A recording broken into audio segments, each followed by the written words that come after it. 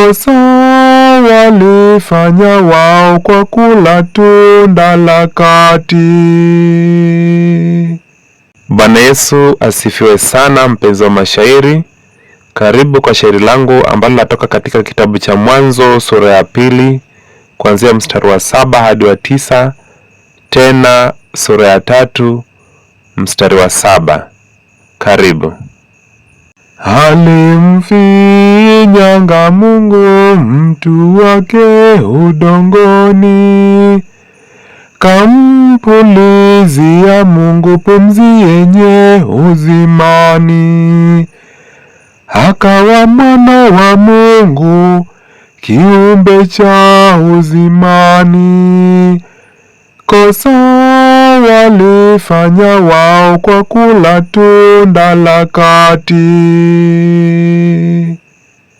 Bwana Mungu kampandia bustani huko Edeni, mtu huyo kamwekea mashariki huko yani.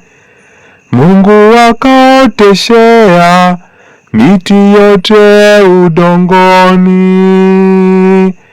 Kosa walifanya wao kwa kula tunda la kati. Macho yalipendelea miti yote ya kuliwa, mti wa uzima pia katikati kawekewa, miti wa ujuzi pia mema mabaya mejawa. Kosa walifanya wao kwa kula tunda la kati. Nyoka mwerevu akawa kuliko wanyama wote, waporilo wafanyiwa na Mungu muumba vyote. Alitaka kuyajua losemwa na Mungu yote. Kosa walifanya wao kwa kula tunda la kati. Mwanamke kajibia, twaweza kula matunda, wakati tusile pia tusigusie matunda. Takufaniki kulia wakati wenye matunda. Kosa walifanya wao kwa kula tunda la kati. Nyoka naye kamwambia, kufahamu takufani, Mungu anajua pia mtafunguka machoni, taona kama jalia mema na mabaya yani. Kosa walifanya wao kwa kula tunda la kati.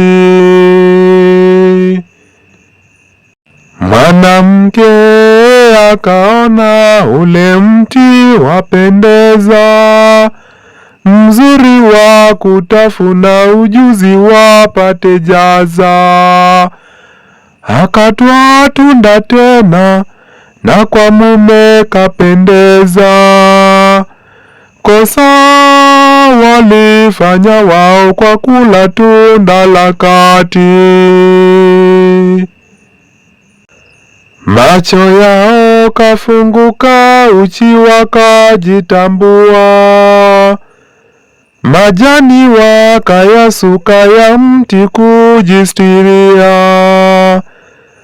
mavazi ikafanyika viunoni kufungia. Kosa walifanya wao kwa kula tunda la kati. Kosa walifanya wao kwa kula tunda la kati. Kosa walifanya wao kwa kula tunda la kati. Kosa walifanya wao kwa kula tunda la kati, na neno litasimama. Amina.